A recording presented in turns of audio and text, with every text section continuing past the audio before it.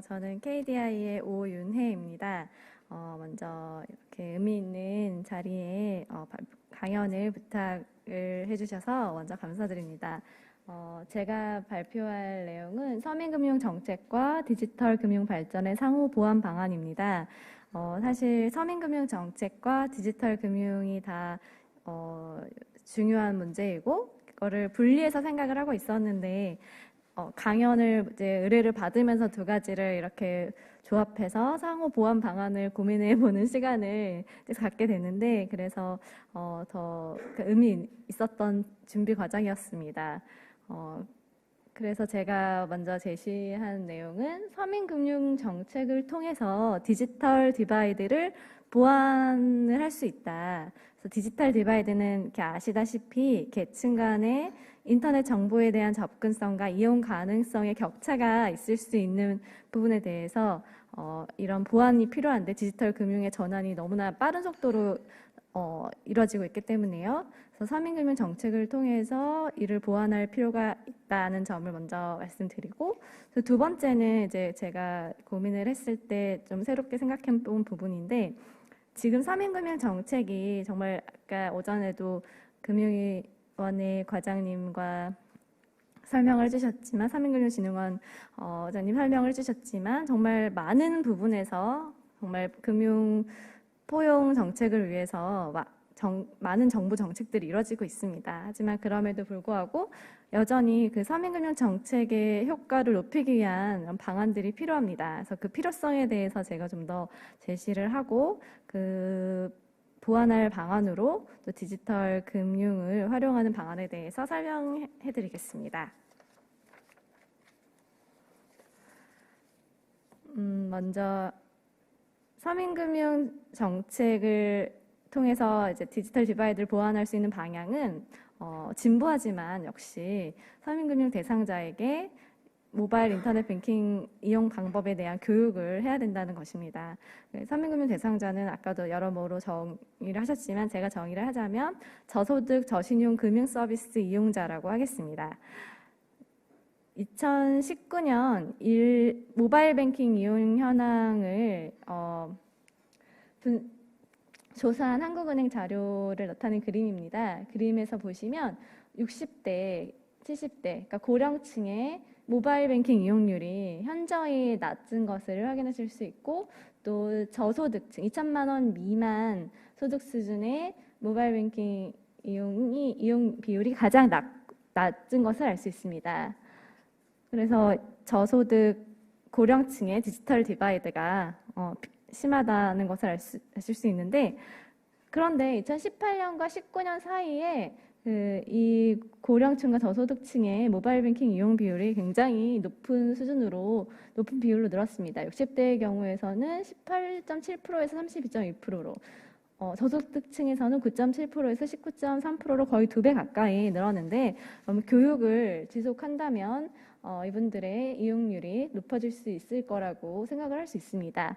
또한 이 모바일 뱅킹을 이용하지 않았던 사유를 함께 한국은행이 조사를 하셨는데 보시면 홍보 부족, 그러니까 몰랐다, 모바일 뱅킹이 뭔지 모르겠다라고 말씀하시는 사유가 세 번째를 차지합니다. 60대에서 보시면 70대 이상에서는 12.3%가 2천만 원 이하 미만 저소득자에서는 11.9%가 모바일 뱅킹이 뭔지 몰라서 이용을 못했다고 하십니다. 그래서 금융당국이 저소득 고령 저신용 계층의 특성에 맞춰서 모바일 인터넷 뱅킹을 이용할 수 있는 방법을 제시해야만 합니다.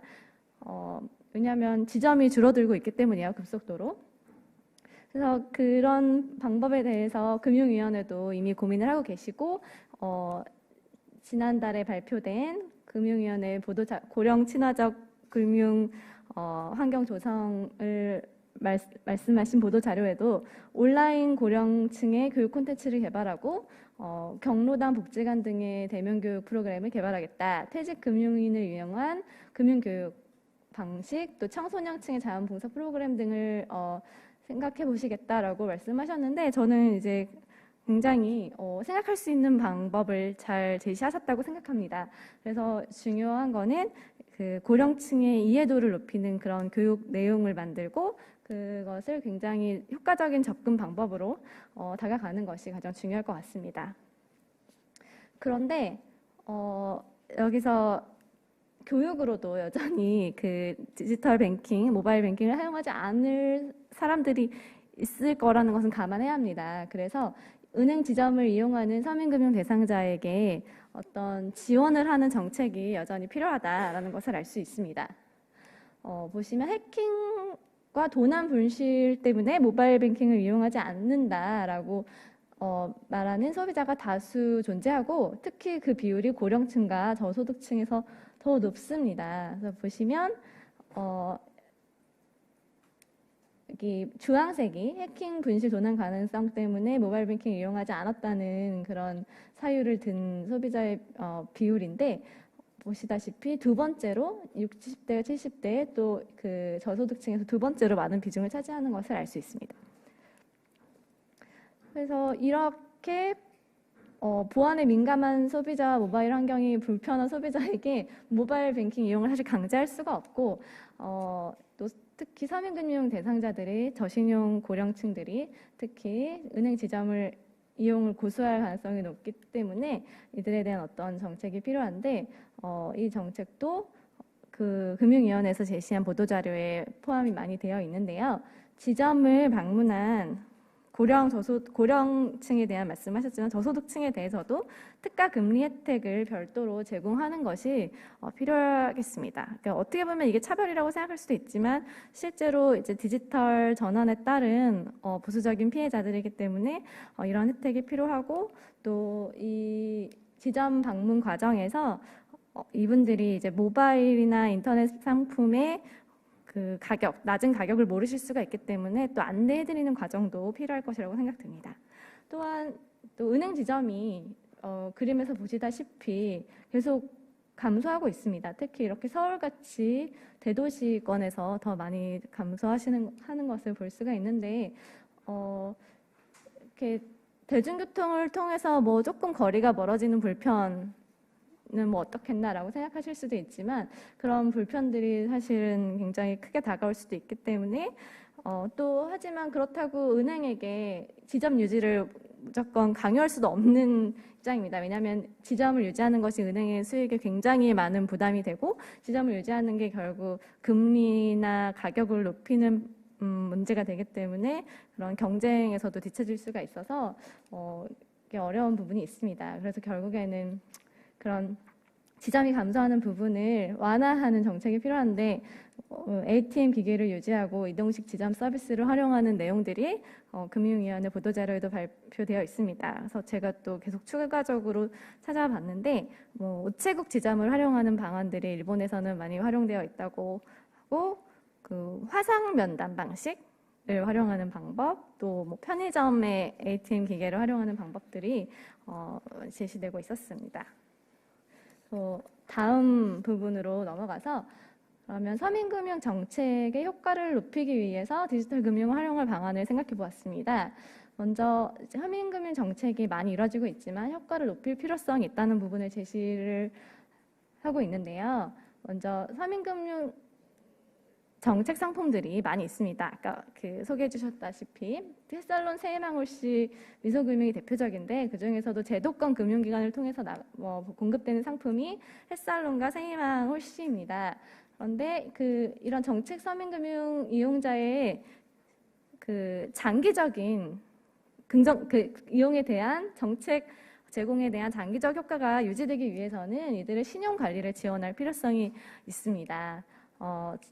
제가 정책 서민금융 상품을 이용한 이용자들이 이후에 고금리 대출을 줄이는지 분석을 하기 위해서 그 이용자들과 대출자들과 그 대출 이전 시점에 가장 유사했던 미이용자들을 제가 성향 점수 매칭 방식으로 구성해봤습니다. 그래서 현금 서비스가 이제 카드 단기 서비스로 굉장히 고금리 대출인데 그 현금 서비스를 이용하는 금액이나 비중이 전반적으로 줄어가는 추세입니다. 그래서 미이용자들이 점선으로 나타나 있고 이제 실선은 이용자들이고요. 그 2012년 이용자와 2014년 이용자를 제가 구분해서 나타냈습니다. 네. 왼쪽은 햇살론 이용자들이고 오른쪽은 세해망 홀씨 이용자와 그 대조군인데 점선으로 나타난 그 현금 서비스 미 이용자들의 죄송합니다. 그 정책 서민금융 미 이용자들의 현금 서비스 이용 금액은 시간의 흐름에 따라서 점차 감소하고 있는 것을 볼 수 있습니다. 특히 여기 세해망 홀씨 미 대조군에서도 더 크게 감소하고 있는데 그 정책 서민금융 이용자들의 경우에는 정책 자금을 받은 시점에는 그 현금 서비스 이용이 굉장히 크게 줄지만 다시 증가해서 더 높게 유지되고 있음을 알 수 있습니다.